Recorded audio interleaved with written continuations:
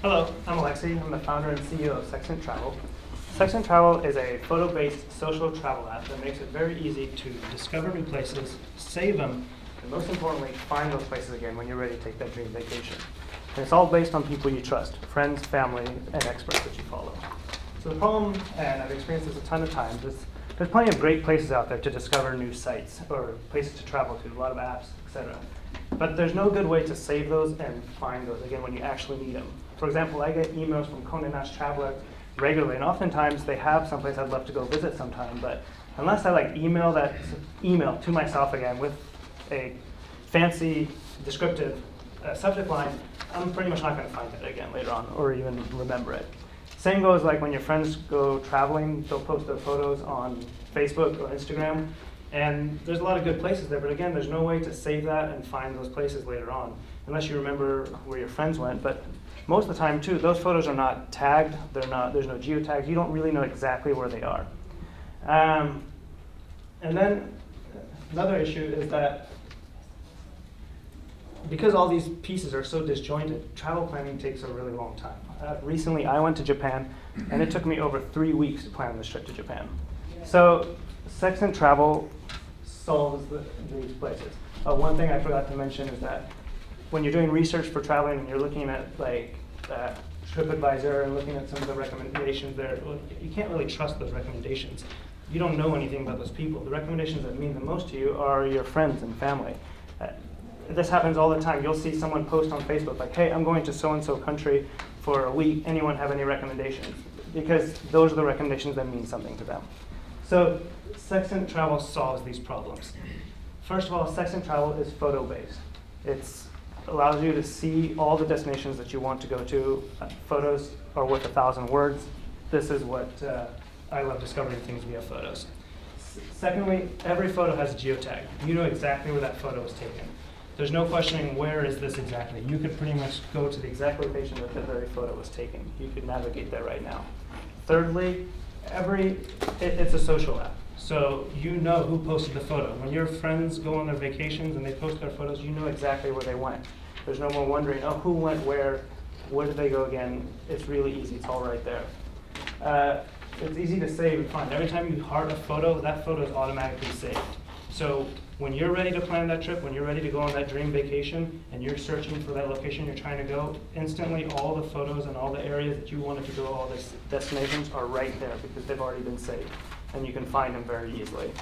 And since we have all that information right here, right now in the app, and we know what you want, planning a trip is a breeze. You just tap the photos you want, it adds it to your trip, and voila, trip is planned.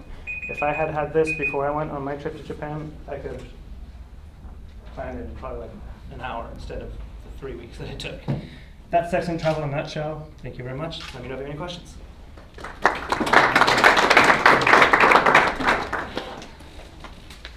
What if there was no one in your social network that had ever been to Japan? That's a very good question. So if there's no one there, so what we're going to do is, this is one of the problems I'm solving right now, but I have a potential way of getting a lot of destinations there, whether someone you know has been there or not, and then it'll be a matter of ranking them.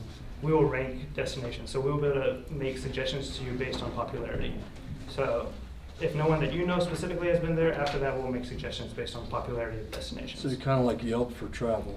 Kinda, except the primary, yes, sort of. But the results that will be returned first, see, it's for discovery too. So what you do is you go through the app, like you type in Japan, you want to go to Japan, and all the photos from Japan will show up, and you can just kind of go through and you can see the ones that you like. You heart those, and instantly we know you like those destinations. So when you are ready to plan your trip, those photos will come back. Now, it doesn't necessarily matter whether or not those were posted by a friend of yours or just by someone else, but because we know just based on the photo you're interested in that place. Now, of course, if your friend went there and they posted that photo, that means that much more because it is someone you know.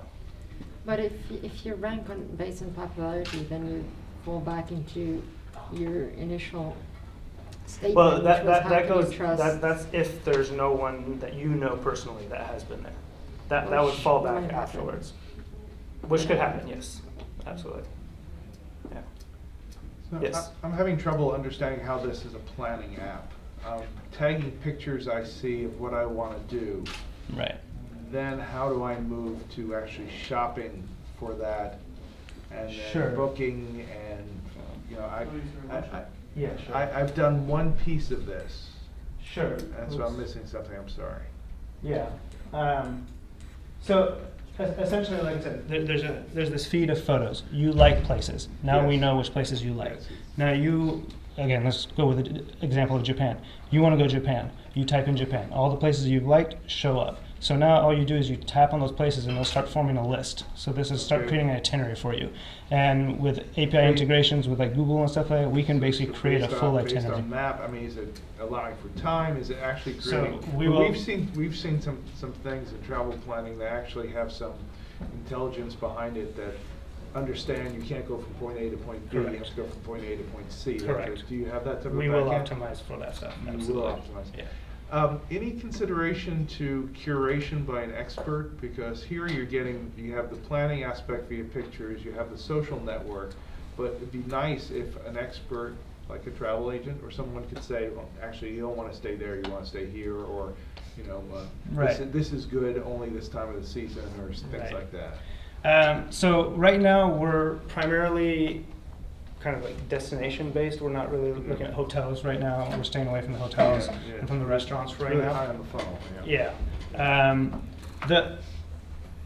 In my experience, and I have friends that have experienced this too, a lot of people, for example, are like using Instagram for travel inspiration and for travel research. Yeah. The problem with Instagram is not a travel app. So once you found these places, you can't really do much more. You can't even save them and Can't find org- them later. You can't can't organize work it. with it. You can't organize it, exactly. So we know that doing research based on photos works, and people do that already. So that's essentially what I'm doing. So whether we need to involve a travel expert or not, I mean, I think that remains to be seen with once we start getting feedback from And more how do you users. make money in this? Yeah, so there's going to be potential revenue streams that we can look at. Right, it's a social app, so obviously it's all about growth and users right now.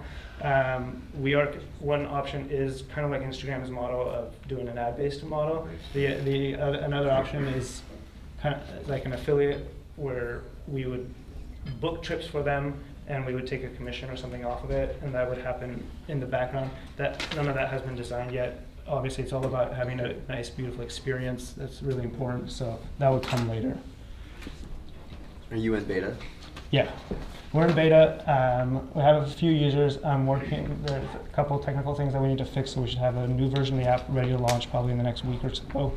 And we're also working on building a full native version right now. Great, thanks. You're Yeah. self-funded today? We've been bootstrapped so far, yes. Good. Great, thank you. Cool. Thank you. Thank you.